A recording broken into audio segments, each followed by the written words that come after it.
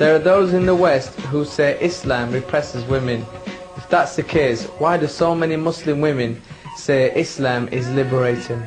The role of women in Islam, I think, is a topic that irritates a lot of women in Islam because they don't like to be thought of as separate entities. We follow the same pattern, we do the same things as men. We just like to think of ourselves really as being Muslims. Unfortunately, our culture made it respectable for a man to be hostile towards his wife. They think that this manly. If you're manly, then you control and you order women about. This has nothing to do with Islam at all. It's really to do with the culture. Islam insisted that the women have to be treated kindly. The Prophet ﷺ said, because the Arabs also used to treat the women badly, and they used to kill the women when they were infant.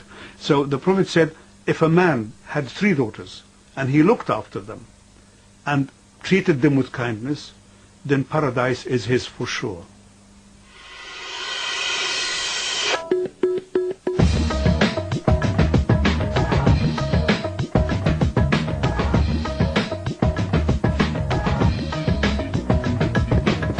Hijab is a covering, it's a sign of modesty, it's a sign of being a Muslim woman. It's basically the covering of everything apart from your face and your hands. It doesn't stop you doing anything.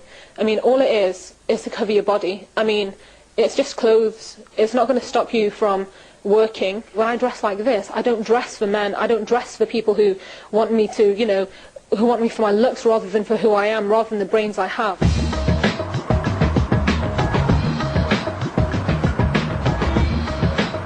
As the first Muslim to enter House of Lords, it was very, very important that I was able to say, in the name of Allah. I, Paula Manzila, Baroness Uddin, do swear by Almighty Allah that I will be faithful and bear true allegiance to Her Majesty Queen Elizabeth, her heirs and successors, according to law. So help me God. Islam came with being practical as a person rather than a woman or a man.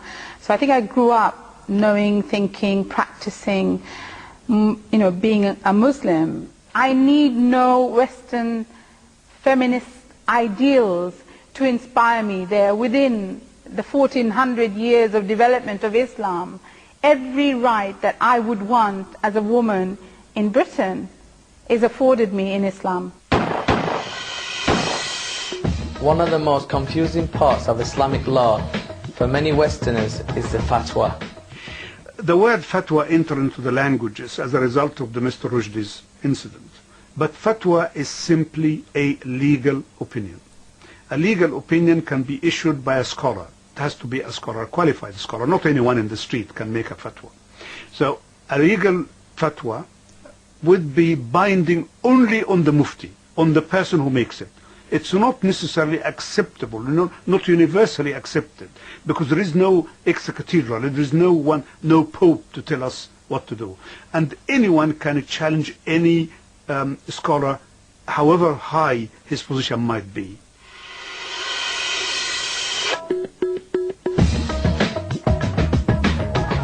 When you think of the word halal, most people just think you're talking about meat, but it goes much deeper than that. The word halal means permitted. The word haram means forbidden.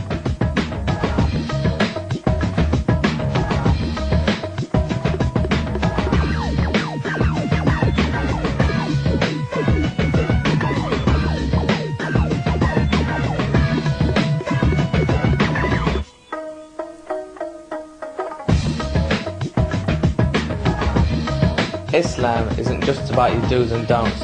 There's a whole system of economics.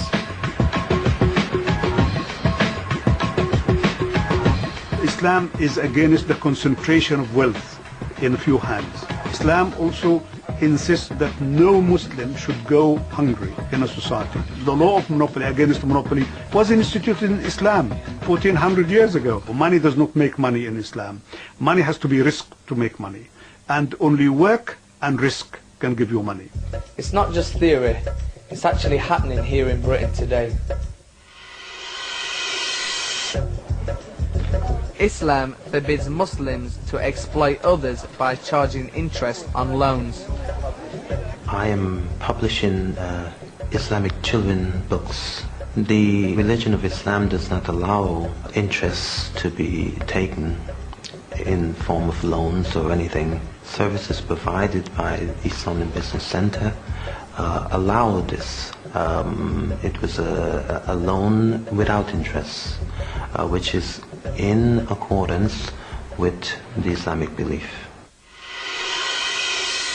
I think the religion is probably more central to their culture than it is than Christianity is. Fasting, towards what we would call Christmas in Christians.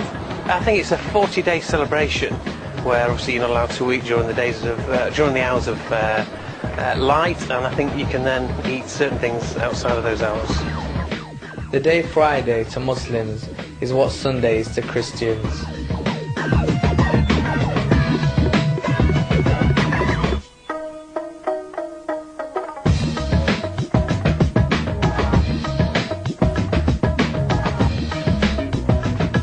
So there it is, the beginner's guide to Islam. I know there's a lot to remember here, but then there's a lot more to Islam and Muslims than meets the eye. Before I sign off though, here's a few words from some more British Muslims. I want them to think about Muslims as peaceful people, as kind people, friendly people, and helpful people. It's not about Islam versus the world or anything like that. It's not about fundamentalism. It's not about force. Whoever wants to be a Muslim becomes a Muslim at his own will. No one forces someone to become a Muslim. It all derives from ignorance, what people read in the papers. You see something, you read it. If you don't go into it in depth, then you're not going to know. Islam to me means happiness, and I think other people should think happiness as well. It's a reform of society and community. So this is what I hope the British people realize, that peace. The press, sadly it's all against Islam, and people who think this way about Islam, they shouldn't rush into conclusion. They should read and finish the story. Before I was a Muslim, I was filled with misconceptions and preconceptions. When I travelled in Muslim lands, I met a wonderful welcome, and I was more secure than I'd ever been anywhere else in the world. And hopefully this is the future of England as well. And Islam has taken root here and it's growing, and inshallah it will spread, and people will come to know what it is through Muslims and through people who embody it, and then they'll find that they have nothing to fear except for Allah. And if you fear Allah, you don't fear anything else. Never fear, the season continues next on BBC Two with a Homefront Islamic style makeover. And if you'd like to take part in the community events that complement Islam UK, call free phone 0800 011 011 or visit the website bbc.co.uk/Islam. For the Islam UK booklet, send a cheque for £4.95 payable to BBC Factual and Learning to Islam UK, PO Box 7000, Manchester M60 3HE.